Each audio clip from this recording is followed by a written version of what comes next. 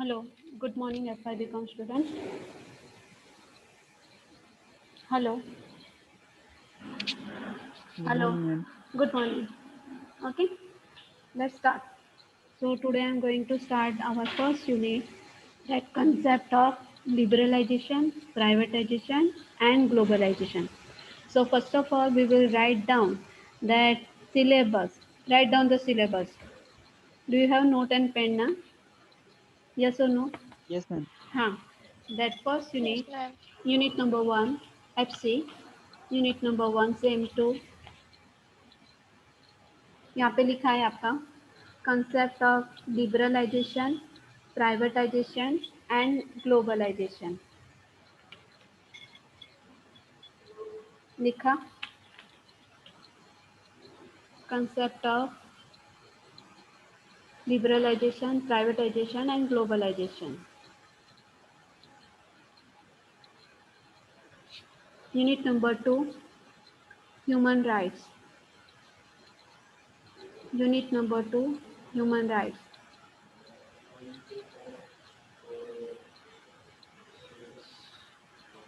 Then unit number 3, ecology. Unit number 3, ecology.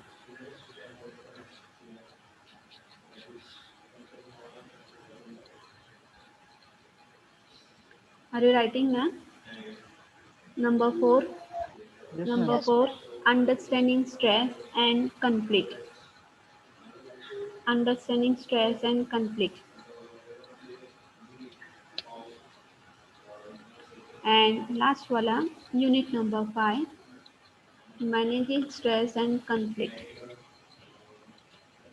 Managing stress and conflict. लिखा लिखा Have you written? Have you written all of it? Unit 4 सांगा परत. Unit 4, understanding stress and conflict. Understanding stress and conflict. And last wala, unit number 5, managing stress and conflict. Managing stress and conflict in contemporary society. In contemporary society. ठीक है, चलो let's start. Yes, ma'am. Okay, so first of all, we will start our first unit, the concept of liberalization, privatization and globalization. Okay, now we will start the concept of liberalization. Liberalization means what? Progressive elimination of government control over the economic activities is known as liberalization. तो liberalisation किसको बोलते हैं? That what ever the economic activities it has that control of government or progressive elimination of control government, it is called liberalization. तो privatisation, ज्याला आपण मराठीत काय म्हणतो, खाजगीकरण. नंतर आहे ग्लोबलायझेशन, त्याला आपण काय म्हणतो, जागतिकीकरण. आणि हे जे लिबरलायझेशन आहे त्याला आपण काय म्हणतो, उदारीकरण. आता इथे किंवा अभी हम जब हम बात कर रहे हैं कि प्राइवेटाइजेशन हमको समझ में आता है कि गवर्नमेंट कंपनी, प्राइवेट कंपनी आपको समझ में आता है. एम आई राइट ना? समझ में आता है ना कि हम ये बात से जान चुके हैं, Yes, ma'am. ये कंसेप्ट हमको पता है. अभी हम लिबरलाइजेशन की बात करते हैं. तो लिबरलाइजेशन क्या है? The idea is that the government controls development of economic activity should be as less as possible. In this field, that should be left to the operation of driven forces like demand and supply. कि जैसे हम as a consumer, हम consumer हैं, कहीं आप भी, कहीं मैं भी, हमारे पास जो भी अभी बच्चे हैं वो सभी कंज्यूमर है कि नहीं? हम कुछ ना कुछ चीज़ें खरीदते हैं. यस और नो? Yes, answer ma'am. चाहिए, पट पट Yes, पट पट ma'am. पट आंसर चाहिए. तो जब हम चीज़ें खरीदते हैं तो हम अपना फायदे का सोचते हैं. ओके, कंज्यूमर का कैसा फायदा होना चाहिए वैसा सोचते हैं। ये जो इकोनॉमिक एक्टिविटीज है, किसका ऑडियो चल रहा है, जरा म्यूट कीजिए प्लीज। जब हम लिबरलाइजेशन की बात करते हैं कि जहाँ पे इकोनॉमिक एक्टिविटीज का डेवलपमेंट, जहाँ पे गवर्नमेंट कंट्रोल थोड़ा सा कम है, जिस पे गवर्नमेंट कंट्रोल कम है, जैसा डिमांड बढ़ेगा वैसा सप्लाई बढ़ेगा। तो गवर्नमेंट और कंज्यूमर दोनों ही एक दूसरे से जुड़े हुए हैं, तो उसको हम क्या बोलते हैं, लिबरलाइजेशन बोलते हैं। Private agencies are given freedom to make their own decision, production, consumption, pricing, marketing, borrowing। ये सब आप कॉमर्स में पढ़ते हैं कि जो प्राइवेट कंपनीज होती हैं उनको फ्रीडम दिया गया है कि अपना खुद का डिसीजन लेने का, प्रोडक्शन कैसे बनाने का, कंजम्पशन कैसा करने का, प्राइसिंग कैसा लगाने का, मार्केटिंग कैसा करने का, बोरोइंग कैसा करने का, इन्वेस्टमेंट किस तरह से करना है, वो प्राइवेट कंपनी सोचती है। ये पॉइंट आपको कॉमर्स में आते होंगे, आते हैं कि नहीं आते, आते हैं ना, यस और नो? कॉमर्स में ये पॉइंट आते हैं कि नहीं आते हैं, यस और नो? मुझे आंसर यस चाहिए, मैम। ज़्यादा टाइम कंज्यूम नहीं करना है मुझे। The seals of debate were shown when the gates of the economic were open to the outsider, foreign companies and institutions in the wake of the liberalization of economy in the early 90s। जब हम पास की बात करें, यहाँ पे 1990s दिया है, 1990 की बात करें, तो हमारे वहाँ पे जैसे हमारे यहाँ पे पहले मार्केट कैसा था, स्मॉल था, वो कंज्यूमर कैसे थे, कम थे। अभी मार्केट कैसा है, बिगर है ना। अभी मार्केट कैसा है, वाइड है, ज़्यादा से ज़्यादा कंज्यूमर बढ़ रहे हैं, ज़्यादा से ज़्यादा डिमांड बढ़ रही है, तो फिर कंपनीज का भी क्या हो जाता है, गवर्नमेंट का भी क्या हो जाता है, रोल क्या हो जाता है, बढ़ जाता है कि जो भी इकोनॉमिक एक्टिविटीज़ होती हैं, तो जितना डिमांड बढ़ जाए उतना सप्लाई भी होना चाहिए। डिमांड और सप्लाई, ये आप इकोनॉमिक्स में पढ़ते होंगे, एम आई राइट? डिमांड और सप्लाई ये दोनों आप इकोनॉमिक्स में पढ़ते हैं ना। तो जितना डिमांड होगा उतना सप्लाई होना ज़रूरी है। तो जब हम फॉरेन कंट्रीज़ की बात करते हैं, फॉरेन कंपनीज़ की बात करते हैं, हम भारत की बात करते हैं, तो जब 1990 में फॉरेन कंपनियां कुछ हमारे देश में आई थी, तो जिसकी वजह से, जैसे देखिए, डिबेट बिटवीन कि ये कंपटीशन जो शुरू हो गई थी तब 1990 से या उसके पहले से हमारे यहाँ पे डिबेट शुरू हो गया था कि फॉर एग्जाम्पल, किसका ऑडियो चालू है, प्लीज़ म्यूट कीजिए ना प्लीज़, किसका ऑर्डर चालू है। जैसे हम जैसे हम बात करते हैं कि जैसे हमारे भारत में जैसा प्रोडक्शन, फॉर एग्जांपल कोई भी हम देसी चीज़ें अपनाते हैं, जैसे आपने बीच में सुना होगा हम देसी चीज़ें अपनाएं, देसी चीज़ें खरीदें, इसका इसका मतलब क्या होता है, इसका मतलब क्या होता है, देसी चीज़ें अपनाएं, देसी चीज़ें खरीदें, तो उसका मतलब क्या होता है, क्या होता है, उसका मतलब क्या होता है, हाँ, उसका मतलब क्या होता है, बताएंगे तो मुझे, उसका मतलब क्या होता है, आर यू लिसनिंग जो ना? हमारे देश के प्रोडक्ट है उनको बढ़ावा दे। हाँ, हमारे देश के जो प्रोडक्ट है उनको बढ़ावा जो दे। खुद के देश के प्रोडक्ट हाँ, होते हैं कि उनको बढ़ावा दे इसलिए। हाँ, क्योंकि वो पैसा कहाँ पे रहेगा, हमारे देश में रहेगा। जितना हम अपने देसी चीज़ों को अपनाएंगे उतना हमारे देश को क्या मिलेगा, सपोर्ट मिलेगा। लेकिन जितना ज़्यादा हम इन्वेस्टमेंट बाहर के या आउटसाइडर के जो बोलते हैं कि प्रोडक्ट होते हैं उसमें जब हम वेस्टिंग करते हैं, इन्वेस्टमेंट करते हैं, तो वो पैसा कहाँ चला जाता है, पैसा कहाँ जाता है, बाहर के देश में चला जाता है। कि फॉर एग्जांपल आपने बीच में व्हाट्सएप पे ऐसा देखा होगा कि कुछ जो प्रोडक्ट है कि इसको इस्तेमाल कीजिए, ये जो है डिटर्जेंट से लेके ऑयल से लेके जो डेली यूजेस हम करते हैं ना, डेली डेली प्रोडक्ट्स होते हैं, उसमें आपको डिफरेंस बताया होगा, देखा था शायद ऐसा कुछ फोटो वगैरह व्हाट्सएप पे, ऐसा वगैरह फोटो कुछ देखा था, यस और नो? शायद देखा भी होगा आपने। तो उसमें बताया था कि कौन सी देसी चीज़ें हैं, कौन सी विदेशी चीज़ें हैं। तो इसको कहने का मतलब है कि जितना इकोनॉमिक्स को हम अपने देश की इकोनॉमिक्स को जितना सपोर्ट करेंगे, तो उतना इकोनॉमिक्स एक्टिविटीज कैसा होगा, बढ़ेगा। फॉर एग्जांपल आपको शायद पता होगा जो चाइना इतने बड़ी बड़ी कंपनी के, जो बड़ी बड़ी कंपनियां उसके देश में हैं, उसके वो जो मोबाइल कंपनियां बना रही है, मोबाइल्स बना रहे हैं, जितना उससे वहाँ पे हम माल खरीदते हैं, उस आपको ये पता नहीं होगा कि शायद उसके देश में उसमें एक रूल रेगुलेशन बना है कि उनका देश का जो एप्लीकेशन है ना वही उनके देश के लोगों को इस्तेमाल करना है। दूसरे देश के जैसे अभी हम गूगल वगैरह ये अमेरिका का है, तो वो वहाँ पे इस्तेमाल नहीं करते, वो अपना देश का जो एप्लीकेशन है उस पर ही हम इस्तेमाल करते हैं। वो समझ में आ रहा है आपको? पॉइंट समझ में आ रहे हैं? Then, economic reforms initiated by the government were carried on by all successive governments, partly because of the force of their progress was too strong to resist, partly because the government saw wisdom in them, and partly because our intention or our international creditors made them one of the conditionality.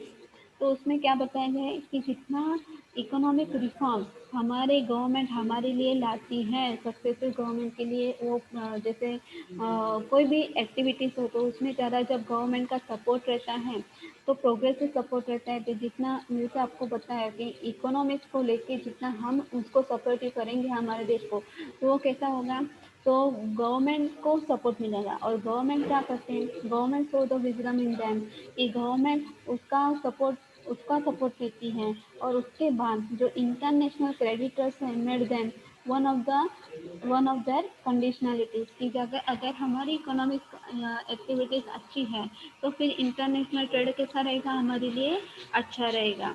आगे देखते हैं। The result was large of the group of the multinationals and traditionals, and foreign banks and investors landed like a gust of the wind into the vacuum, and the foreign goods and services flooded the Indian markets. तो ये पहले से चलता रहा है कि for example ज़्यादातर हम अपने देश की जो चीज़ें होती है उसको अपनाते नहीं हैं, लेकिन बाहर की चीज़ों को ज़्यादा अपनाते हैं, तो उसकी वजह से बाहर की चीज़ों का या बाहर के प्रोडक्ट्स का या बाहर के गुड्स और सर्विसेज का एक वेटेज बढ़ जाता है मार्केट में, और जो इंडियन मार्केट में छा जाता है।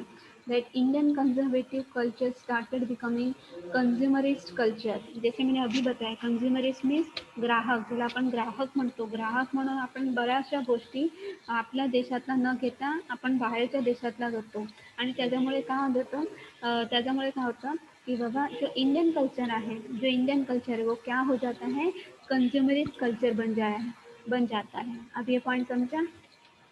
समझा? Yes ma'am. सबको समझा? Yes, ma'am. सबको ओके। नहीं आए तो फटाफट बोलो, ओके, कि मैडम ये पॉइंट समझा नहीं तो दोबारा से समझाओ।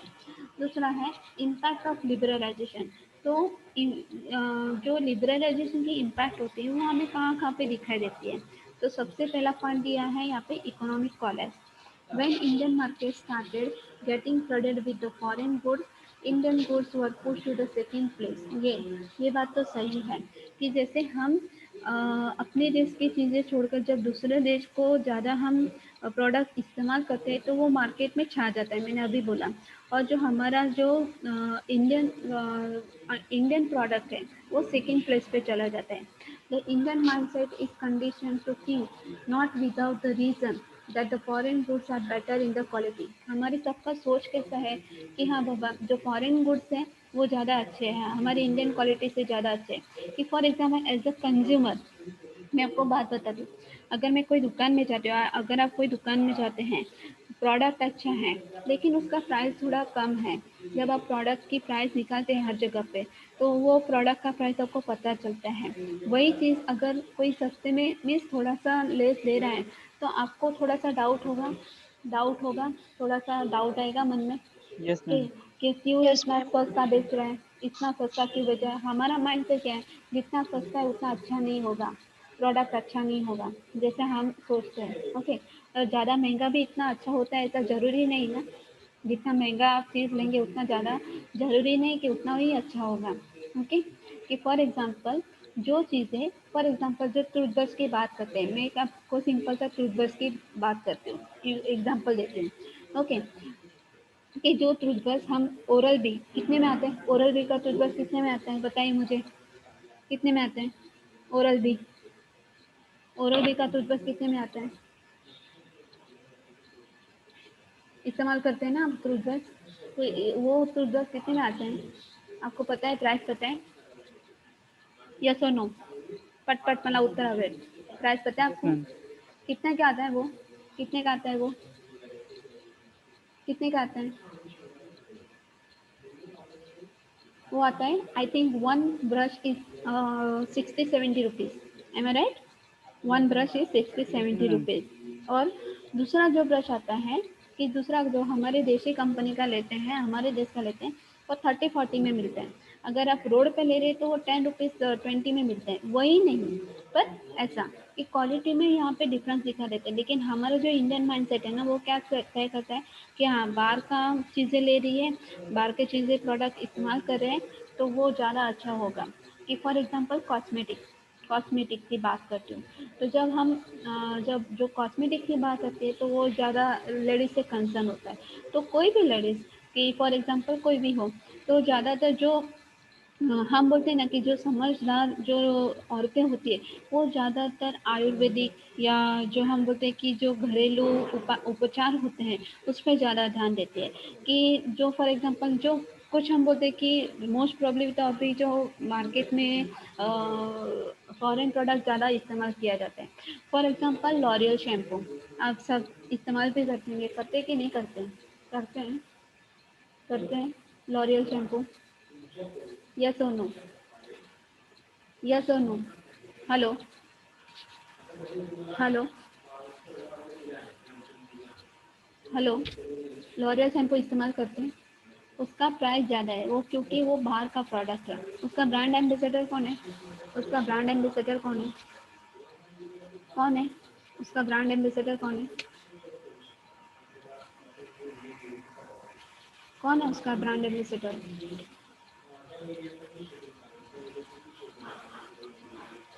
उसका ब्रांड एम्बेसडर है Aishwarya Rai.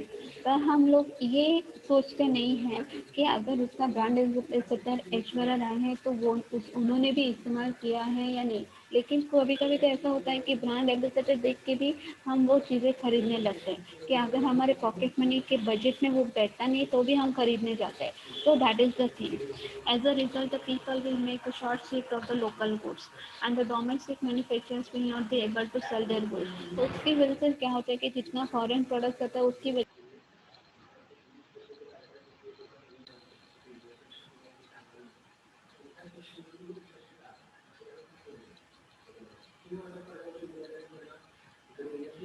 Hello?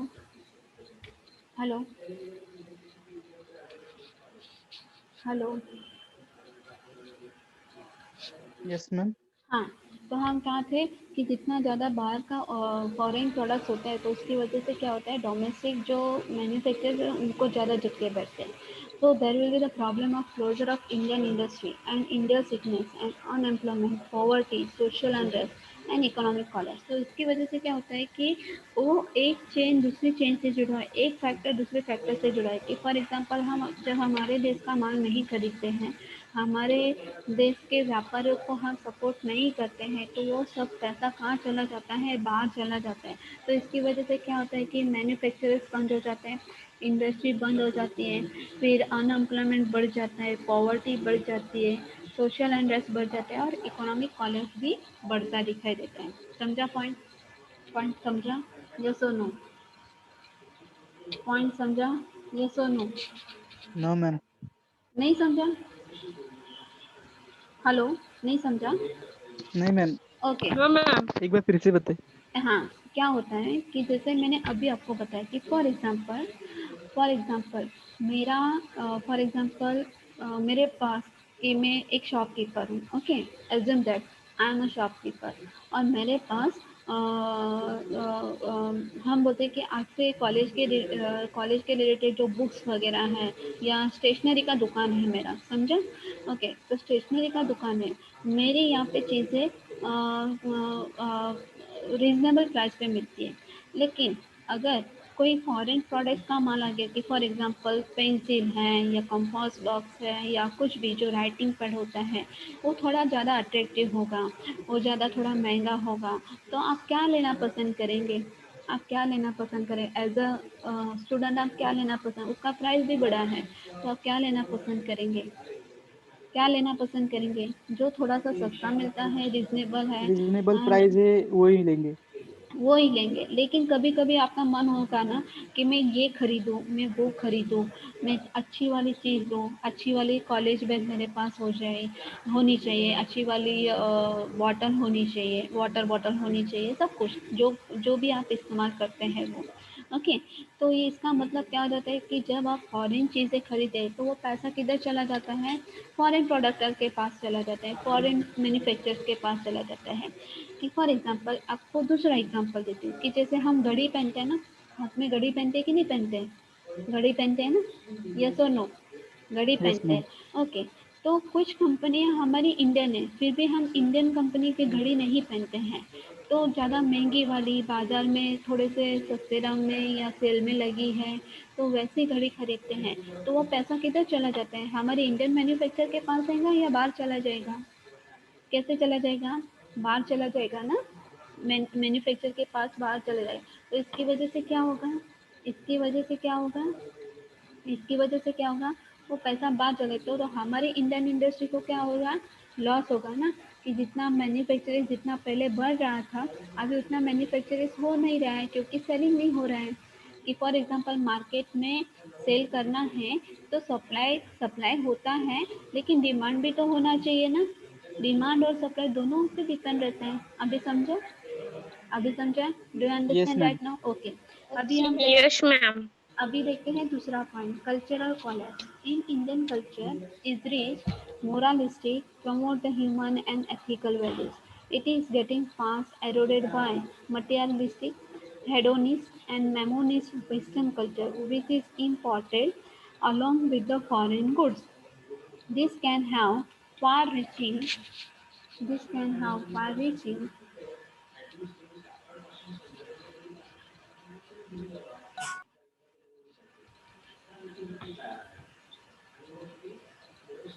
This can have far-reaching effect on socio-cultural fabric of nation, and India may turn out soon to be the nation of cultural imbeciles, dancing to the tunes of Michael Jackson of the West and loaded with the drugs and AIDS virus.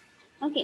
तो जब हम Indian culture की बात करते हैं, जैसे हम semester first में पढ़ चुके हैं, हमारे इंडियन कल्चर कैसा है, मोरलिस्टिक है, एथिकल है, थोड़ा सा हम बोलते हैं ट्रेडिशनल है। ओके। तो वैसा है हमारे इंडियन कल्चर कि जैसे हम म्यूज़िक से लेके, डांसिंग से लेके, कल्चर से लेके, कपड़ों से लेके, जब हम इंडियन कल्चर की बात करते हैं तो एज एन इंडियन मैं अपनी बात कर रही हूँ, मुझे अपना इंडियन कल्चर पसंद है। लेकिन आज का जो यूथ है, जैसे फॉर एग्जांपल यंग पीपल, तो आप ज़्यादातर आपको ज़्यादातर वेस्टर्न कल्चर ज़्यादा पसंद आता है। कि फॉर एग्जांपल फास्ट फॉरवर्ड गाने, ओके, थोड़ा सा धमाकेदार गाना, अगर आपको किसी ने स्लो म्यूजिक लगा दिया, आपके घर में किसी ने स्लो म्यूजिक पुराने गाने लगा दिए, तो आपको ज़्यादातर पसंद आते हैं, ज़्यादातर आपको पसंद आते हैं, No, ma'am. नहीं आते। क्यों नहीं आते हैं? क्योंकि आपका वो नहीं आते। नहीं आते क्योंकि आपका जो जो कल्चर है, आपका जो ट्रेंड है, अभी का जो ट्रेंड है, आपकी जो चॉइसेस, आपके जो डिज़ायर्स है, आपकी जो हम बोलते हैं विशेष है, वो थोड़ा सा वेस्टर्न कल्चर के साइड बढ़ रहे हैं। कि फॉर एग्जांपल हमारे इंडियन क्लासिकल की हम बात करते हैं, डांस की बात करते हैं, तो इंडियन क्लासिकल डांस में 8 फॉर्म हैं। जैसे भरतनाट्यम से लेके मणिपुरी से लेके कथक और बहुत सारे ऐसे बहुत सारे भरत मीन्स बहुत सारे इंडियन डांस क्लासेस है। लेकिन आजकल लोग वहाँ पे जाना पसंद करते हैं, नहीं करते। उनको ज़्यादातर हिप हॉप या हम बोलते फ्यूज़न वाला डांस होता है, या हम बोलते कि जो झुम्बा वगैरह है, ऐसे डांस पसंद आते हैं। Am I right? Am I right? जब हम यूथ की बात करते हैं, एम आई राइट ना? यस और no, do listen me? Hello, hello. तो इतना ज़्यादा Yes, ma'am. ज़्यादा ज़्यादा आंसर दीजिए फटाफट, तो यस मुझे मैम। समझ में आए कि हाँ बच्चे सुन रहे हैं। तो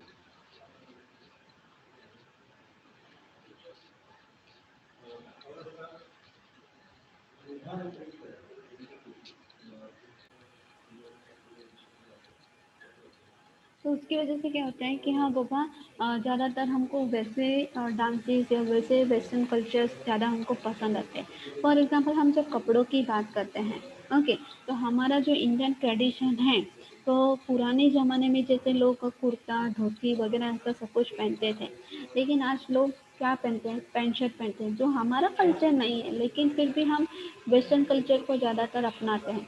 फॉर एग्जांपल खाने की भी बात करें या फॉर एग्जांपल ट्रेडिशनल खाने की बात करें, तो हमारे घर में जो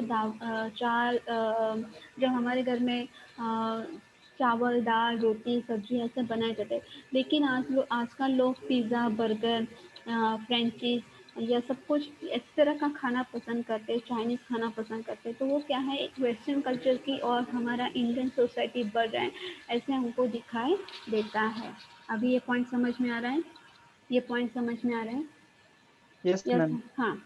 okay. Yes, Yes, ma'am. ma'am. दूसरा है कि ज़्यादातर आपको पता होगा जो वेस्टर्न कल्चर में, कि फॉर एग्जांपल वेस्टर्न कल्चर में जब वेस्टर्न कल्चर की बात करते हैं तो वहाँ पे ड्रग्स लेना वो एक नॉर्मल बात होती है, लेकिन अभी तक तो हमारे यहाँ रिसेंट टाइम में भी हमारे जो इंडियन कल्चर में भी ड्रग्स लेना एक कॉमन बात हो गई है। कि जैसे अभी का एक इशू चल रहा है। ओके। बॉलीवुड एक्टर्स बहुत most probably they are taking the drugs. तो ये एक ड्रग्स एक मामूली सी बात होती है कि फॉर एग्जांपल जब कोई लड़का सिगरेट पीता है तो उसको हम नॉर्मल कहते हैं, कोई लड़की जब सिगरेट पीती है तो उसको हम क्या कहते हैं, एबनॉर्मल कहते हैं। एबनॉर्मल कहते हैं ना हमारे इंडियन कल्चर में, यस और नो? एबनॉर्मल कहते हैं ना, यस और नो? सिगरेट पीना बुरी बात है, वो बात बुरी है, Yes, ma'am. फिर भी कुछ बच्चे Yes, पीते ma'am. हैं, फिर भी कुछ बच्चे पीते हैं। हाँ? पर अगर लड़की ने पिया तो उससे ज़्यादा बुरी बात बन जाती है। So that is the thing कि हमारा जो अभी इंडियन कल्चर है वो वेस्टर्न की ओर बढ़ रहे हैं। अभी का जो कल्चर, आपको दूसरे बहुत सारे एग्जांपल देती हूँ कि मेरे पास एक फोटोग्राफ्स हैं, 10-15 फोटोग्राफ्स थे, जिसमें इंडियन कल्चर और वेस्टर्न कल्चर का डिफरेंस बताया था। अभी का जो वेस्टर्न कल्चर है ना, वहाँ पे कृष्णा के भजन वगैरह वो लोग साड़ी पहन रहे हैं, वो हमारे सारे भी हमारे इंडियन ट्रेडिशन है।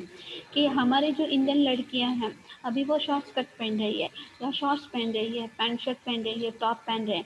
ओके। जैसे जितना ज़्यादा नेकेड होता है उतना ज़्यादा वो उनको अच्छा लगता है।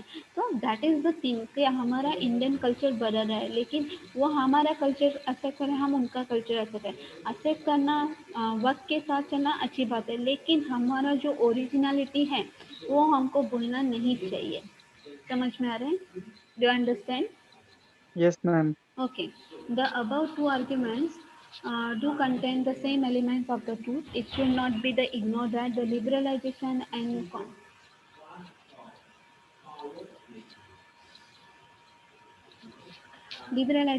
consequently influx of the foreign goods shaken off the self-satisfied Indian manufacturers who, till the beginning, the process of the liberalization got away with whatever they offered to the consumer under highly protective regime. The liberalization subsequent economic reforms uh,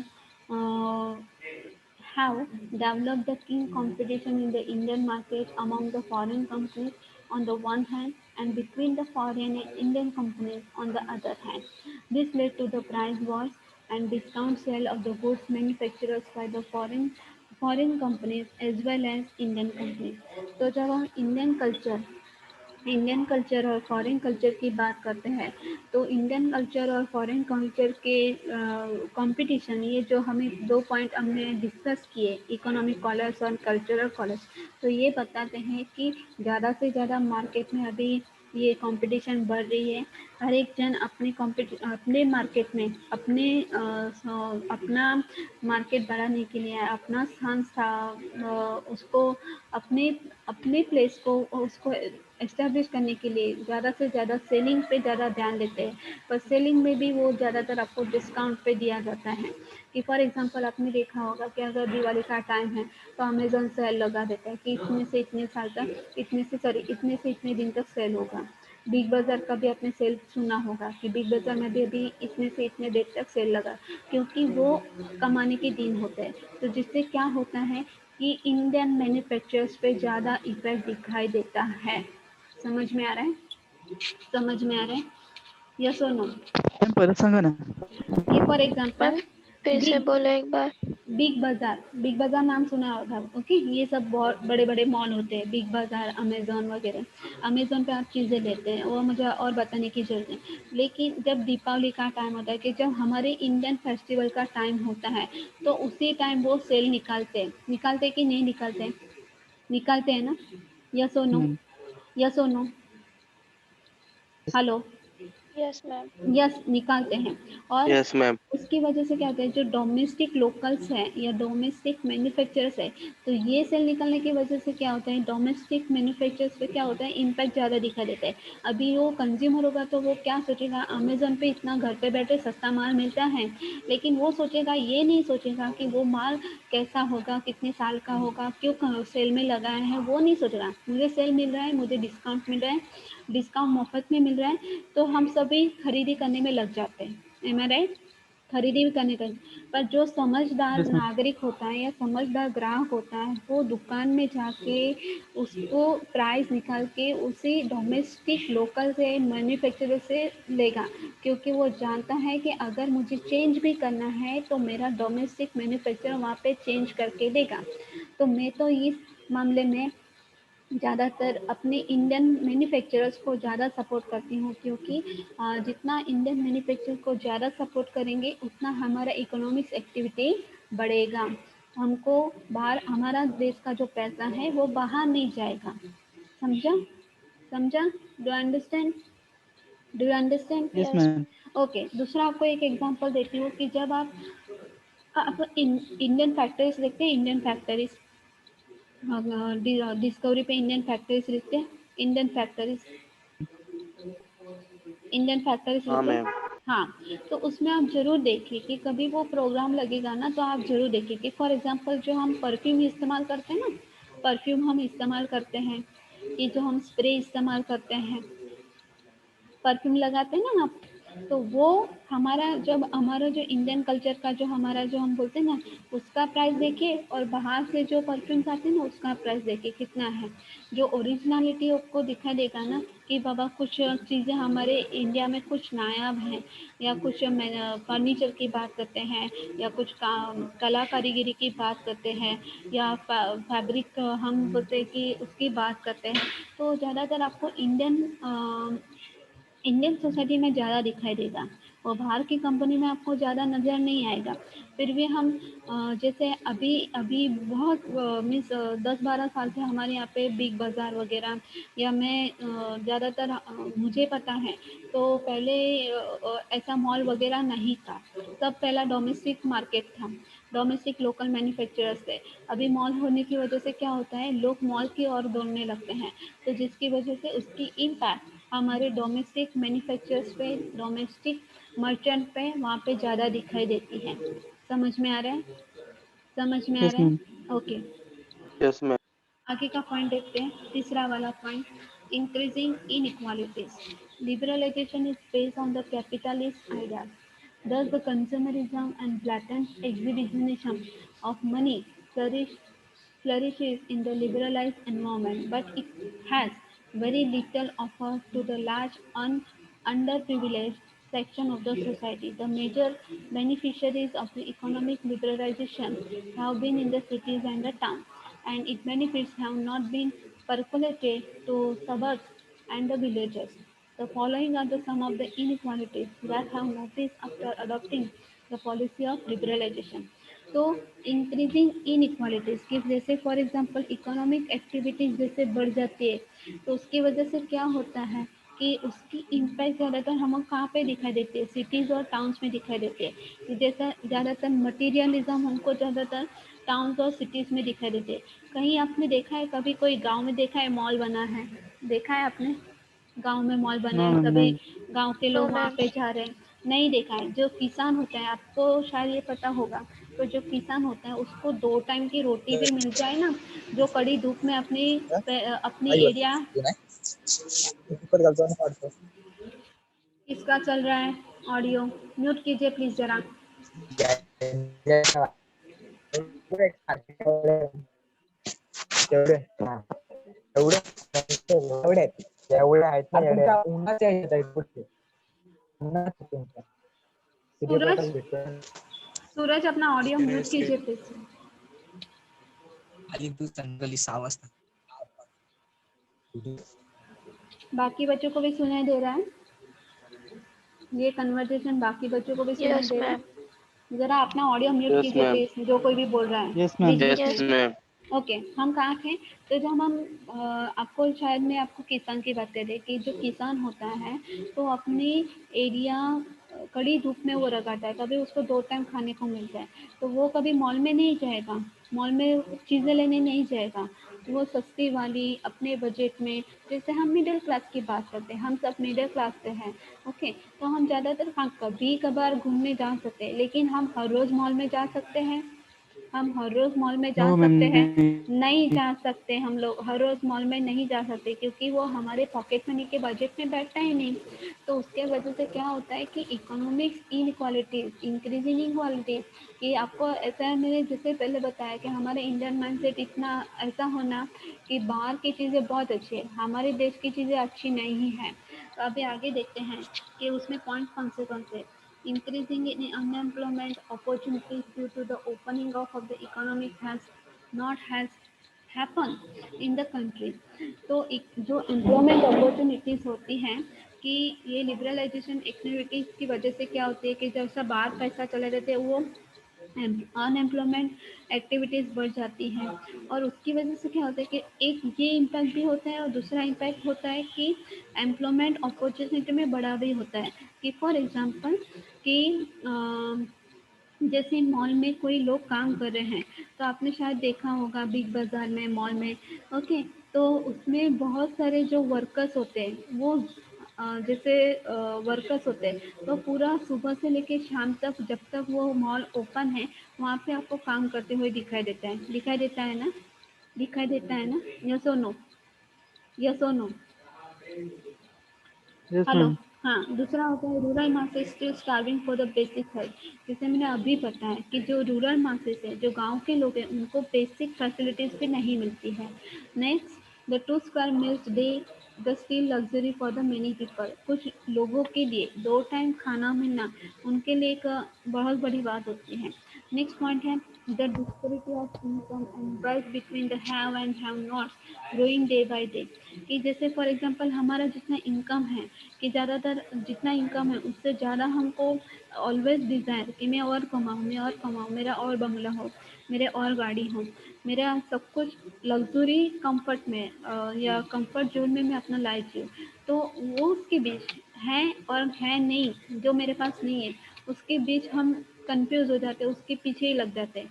हम बोलते हैं ना कि जो आजकल का इंसान है